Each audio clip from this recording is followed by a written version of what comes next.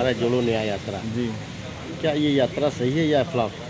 आप ये बताइए कि 5 साल बाद लोकसभा का चुनाव होने वाला है और 5 साल पहले कौन सी एक ऐसी, जिस दिन भारतीय जनता पार्टी सत्ता में आई उसके अगले दिन कौन सी इन्होंने यात्रा निकाली थी? कोई यात्रा नहीं निकाली थी।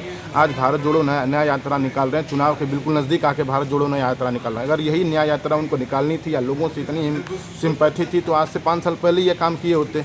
लोगों के बीच जाते, 30,000 का टी शर्ट पहनते हैं और बस एसी वाले बस में जाकर न्याय यात्रा की बात करते हैं। जो झुग्गी झोपड़ियों में रहने वाले लोग, जिसको वास्तविक न्याय की ज़रूरत है, जिसके लिए भारतीय जनता पार्टी संगठन के नाते खड़ी है, जिनके बारे में विचार कर रही है, राहुल गांधी उसकी झुग्गी झोपड़ियों में जाके अपने एसी बस से उतरकर उसकी बात करते हैं।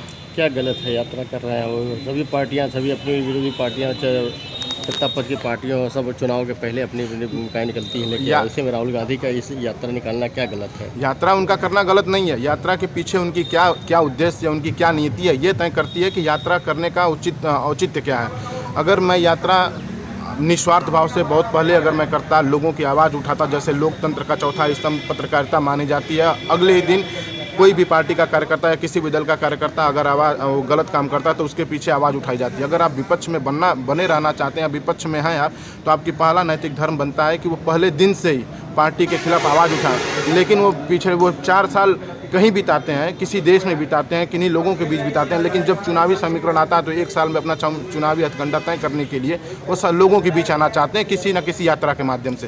तो जनता जानती है कि यह न्याय यात्रा किसके लिए और क्यों तय की जा रही है। राहुल गांधी की यात्रा यूपी में भी आने वाली है, तो ये क्या यहाँ यात्रा सफल होगी? ये यूपी की जनता उनको बता देगी। योगी जी की सरकार में जो जनता, जो उनके योगी जी के न्याय से जो हित में है, वो बताएगी कि वो आगे वाली यात्रा यूपी में उनकी कितनी सक्षम रहेगी। राहुल गांधी कहते हैं कि जनता को न्याय नहीं मिला, इसलिए मैंने न्याय यात्रा निकाला है। बिल्कुल, 75 सालों में जो ये पिछले 10 साल को हटा दिया जाए तो बाकी सरकार कांग्रेस की रही है। वो एक न्याय का डाटा तैयार करके हमको दे दें कि हम इतने सालों में कितने न्याय दिलाइए। बताइए कि माँ के गर्भ में पलने वाले बच्चे के ऊपर भी जब 54,000 रुपये का आंकड़ा तय किया गया था कि माँ के गर्भ में पलने वाले बच्चे के ऊपर भी इतना कर्ज है। जब अटल जी की सरकार आई तो ब्याज भरते भरते पसीने उनके छूट गए, तो विदेशी कर्ज इतने लत्ते आ गए और विकास के नाम पे आज भी अब टूटी फूटी सड़कों का निवारण आप देखते थे। आज जितने पूर्वांचल बन रहे हैं, हाईवे बन रहे हैं, जितने बन रहे हैं, ये आज से बहुत पहले हो जाना चाहिए था। क्योंकि आज़ादी की बात मैं मानता हूँ 10 साल 20 साल एक पीढ़ी के बाद हमारे यहाँ मार्ग बदलने चाहिए थे, लेकिन आज तक ऐसा नहीं हो पाया। किसी भी क्षेत्र में आप चले जाइए। 55 की बात करें अब तो 1 लाख के आसपास आ गया कर्ज पर व्यक्ति 1 लाख के कारण आ गया। लेकिन उसका एक बात मैं आपको बताना चाहता हूँ कि देखिए, पहले जो नाइकी के जूते बनते थे उसमें हमारे केवल कर्मचारी हुआ करते थे, मुहर उनकी, कच्चा माल उनका, सारा चीज़ उनका। हमारे योगी जी की सरकार में, मोदी जी की सरकार में कहा कि लेबर हमारे रहेंगे, कच्चा माल हमारा रहेगा, जगह हमारी रहेगी, केवल मुहर आपके रहेंगे। रोजगार किसको मिला? जिस कर्ज की बात आप कर रहे हैं, अगर मेरे यहाँ हाईवे बन रहा है, हाईवे बनने के बाद अगर मैं जापान से कर्ज लिया हूँ तो वो जो टूल टैक्स हम जमा करते हैं, टोल टैक्स जो हम जमा करते हैं, उससे हम उसका ब्याज भरेंगे।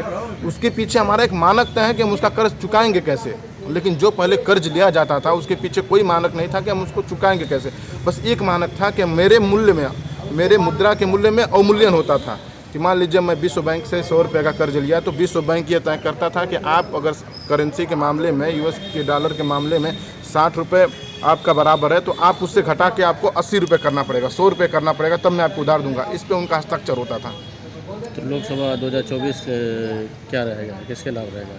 लोकसभा 2024 भारतीय जनता पार्टी जिसको टिकट देगी हम उसके साथ खड़े रहेंगे। संगठन से जुड़े व्यक्ति हैं और मैं ये मानता हूं कि भारतीय जनता पार्टी जिसको भी टिकट देगी वो एक सक्षम व्यक्ति होगा।